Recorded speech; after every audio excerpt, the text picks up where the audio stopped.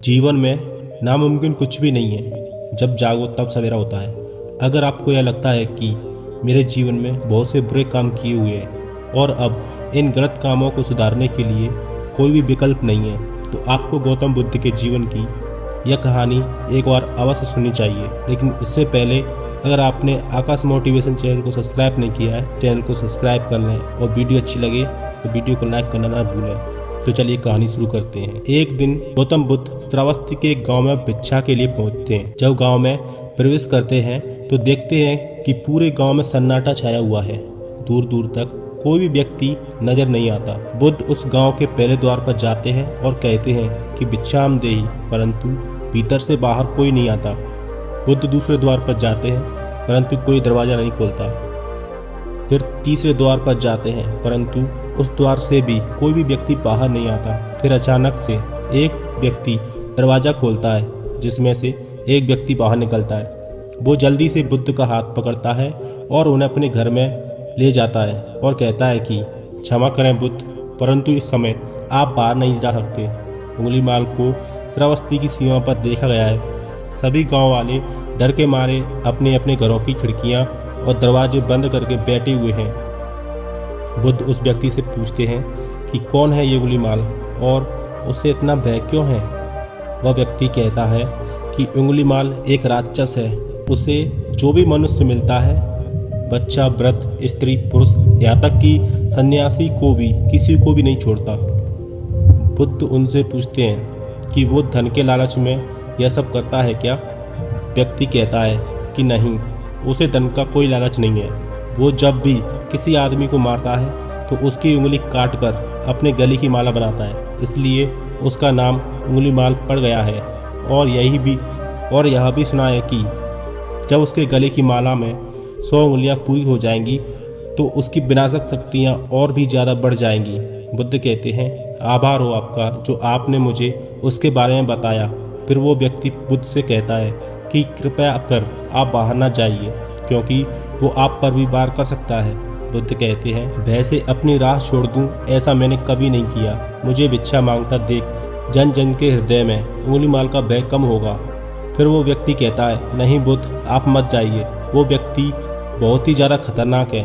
बुद्ध कहते हैं कि वो खतरनाक नहीं बल्कि वो दुखी है और मुझे उसके पास जाना होगा क्योंकि उसे मेरी आवश्यकता है।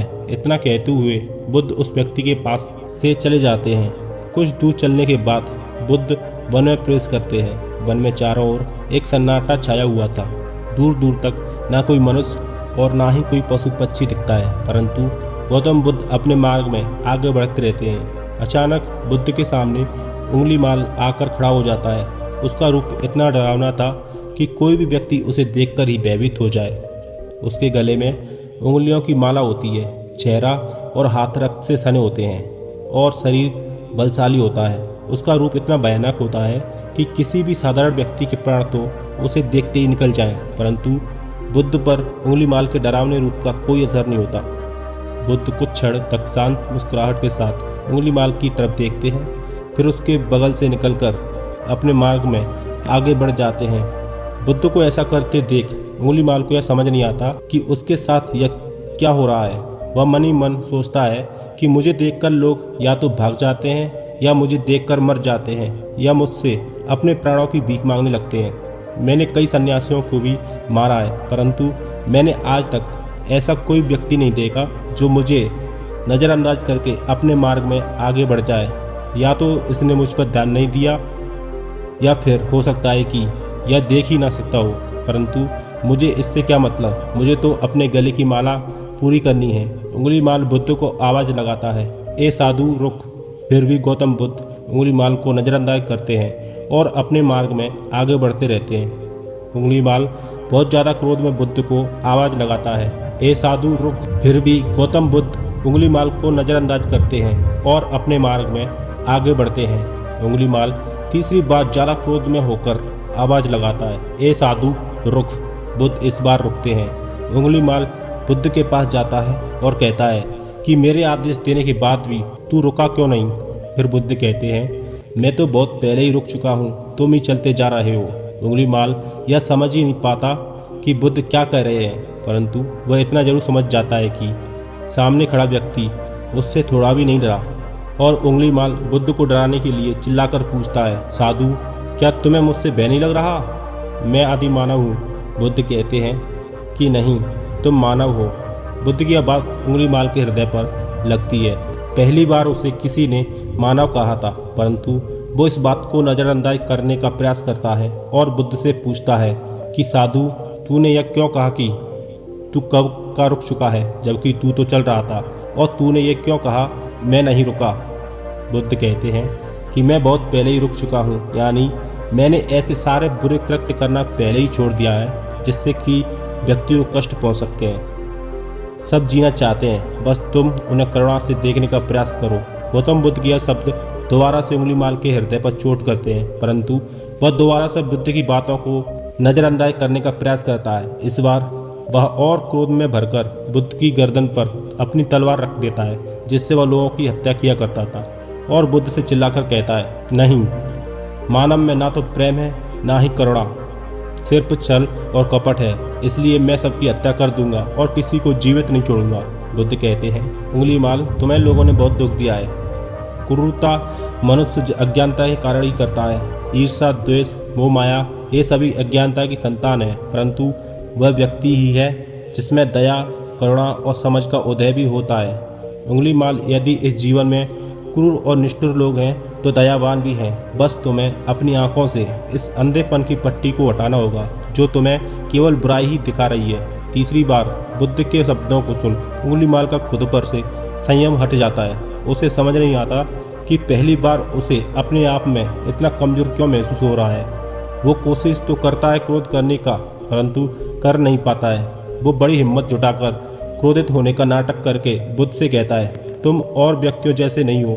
बुद्ध कहते हैं कि मैं हर व्यक्ति जैसा ही हूँ, बस जागृत हूँ और यह सिद्ध कर रहा हूँ कि हर व्यक्ति में जागने की क्षमता है। मेरा मार्ग क्रूरता को दया में परिवर्तित करता है। उंगली माल, तुम अनजाने में घृणा के पद पर हो, बस इस क्षण रुक जाओ।